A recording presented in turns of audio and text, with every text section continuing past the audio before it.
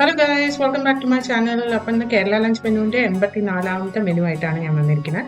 അപ്പോൾ ഇന്നത്തെ മെനു എന്ന് പറയുന്നത് തിരക്കേറിയ ഒരു ദിവസം തേങ്ങയൊന്നും ഉപയോഗിക്കാൻ സമയമില്ലെങ്കിൽ സിമ്പിളായിട്ട് ഉണ്ടാക്കാവുന്ന ഒരു മെനു ആണ്. അപ്പോൾ ഇതിൽ ഞാൻ ഉണ്ടാക്കിയിരിക്കുന്നത് വെജിറ്റേറിയൻ ആണ്.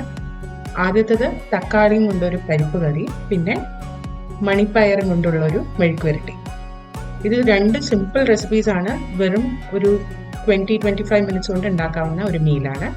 അപ്പോൾ ഇതിൻ്റെ ഇൻഗ്രീഡിയൻസ് ലിസ്റ്റ് താഴെ കൊടുത്തിട്ടുണ്ട്. ഇതേപോലത്തെ നിറയെ മീൽ ഓപ്ഷൻസിനായിട്ട് എൻ്റെ ചാനൽ സബ്സ്ക്രൈബ് ചെയ്യാനും ലൈക്കും ഷെയറും ചെയ്യാനും മറക്കരുത്. അപ്പോൾ നമുക്ക് മെനുവിലേക്ക് കിടക്കാം. അപ്പോൾ ആദ്യം നമുക്ക് തക്കാളിയും പരിപ്പും കൂടിയുള്ള കറി ഉണ്ടാക്കാം. ഇതിനായിട്ട് തുവരപ്പരിപ്പും കുറച്ച് സവാളയും പച്ചമുളകും കൂടി പരിപ്പ് വേകാൻ ആവശ്യമുള്ള വെള്ളവും കൂടി ചേർത്തിട്ട് പ്രഷർ കുക്ക് ചെയ്യാൻ പോവാണ്. പരിപ്പ് വേവുന്ന വരെ കുക്ക് ചെയ്തെടുക്കുക. വേറൊരു പാത്രത്തിൽ വെളിച്ചെണ്ണ ചൂടാക്കിയിട്ട് കടുകും ജീരകവും പൊട്ടിക്കുക.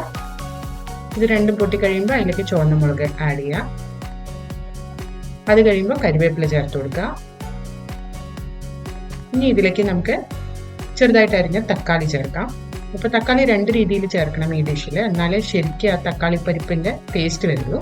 അപ്പോൾ ഈ അരിഞ്ഞ തക്കാളി നന്നായിട്ടൊന്ന് വഴറ്റിയെടുത്തതിന് ശേഷം ഞാൻ തക്കാളിന് പ്യൂറി ചെയ്തെടുത്തിട്ടുണ്ട്. ഇൻഗ്രീഡിയൻസ് ലിസ്റ്റിൽ ഡീറ്റെയിൽസ് കൊടുത്തിട്ടുണ്ട്. അപ്പോൾ ഇത് രണ്ടും കൂടി ചേർത്തിട്ട് നന്നായിട്ടൊന്ന് മിക്സ് ചെയ്തെടുക്കുക. ഇനി ഈ തക്കാളിയുടെ കട്ട് ചെയ്ത് തക്കാളി നന്നായി കുക്കായി വരണം. ഇനി ഇതിലേക്ക് മഞ്ഞൾപ്പൊടിയും കശ്മീരി മുളക് പൊടിയും ചേർക്കുന്നുണ്ട്. സാധാരണ മുളക് പൊടിയെ ചേർക്കണമെന്ന് വെച്ചാൽ കുറച്ച് അളവ് കുറച്ചോളൂ.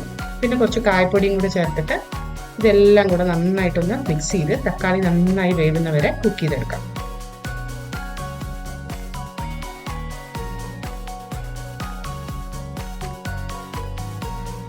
തക്കാളി ഒന്ന് കുക്കായി വന്നിട്ട് ഇനി ഇതിലേക്ക് ഞാൻ കറിക്ക് ആവശ്യമുള്ള ഉപ്പ് ചേർത്ത് കൊടുക്കുകയാണ്.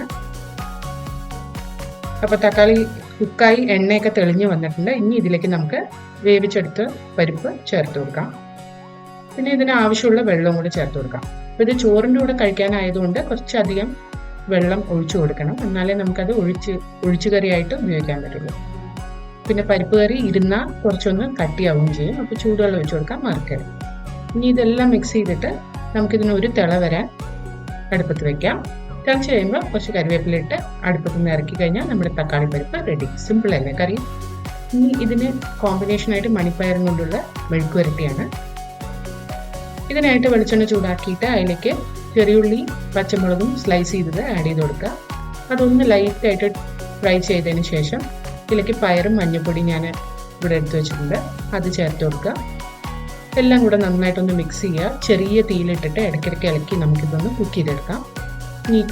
ഈ മെഴുക്ക് വരട്ടിക്ക് ആവശ്യമുള്ള ഉപ്പും കൂടെ ചേർത്ത് കൊടുക്കാം. എന്നിട്ട് ഇത് അടച്ചു വെച്ചിട്ട് പയറിന് തന്നെ വെള്ളം വന്നിട്ടുണ്ടാവും. അപ്പോൾ ആ വെള്ളത്തിൽ തന്നെ നമുക്കിത് നന്നായിട്ടൊന്ന് കുക്ക് ചെയ്തെടുക്കാം. തീ കുറച്ച് വയ്ക്കാൻ മറക്കരുത്, ഇടയ്ക്കിടയ്ക്ക് ഇളക്കാനും മറക്കരുത്. ഇപ്പോൾ കണ്ടോ വെള്ളം വന്നു. ഇനി ഇത് അടച്ചു വെച്ചിട്ട് നമുക്ക് ഇടയ്ക്കിടയ്ക്ക് ഇളക്കിയിട്ട് ഇതിനെ കുക്ക് ചെയ്തെടുക്കാം. അപ്പോൾ പയർ നല്ലപോലെ കുക്ക് ചെയ്ത് ഇടയ്ക്കിടയ്ക്ക് ഇളക്കി നന്നായി വെന്ത് വന്നിട്ടുണ്ട്. അപ്പോൾ നമ്മുടെ മെഴുക്ക് വരട്ടി റെഡിയാണ്. അപ്പോൾ ഈ രണ്ട് റെസിപ്പിയും നിങ്ങൾ വീട്ടിൽ ട്രൈ ചെയ്ത് നോക്കിയിട്ട് കമൻറ്റ് സെക്ഷനിൽ അറിയിക്കുക. അടുത്ത പ്രാവശ്യം ഒരു പുതിയ റെസിപ്പിയുമായി വരുന്നവരെ ബൈ.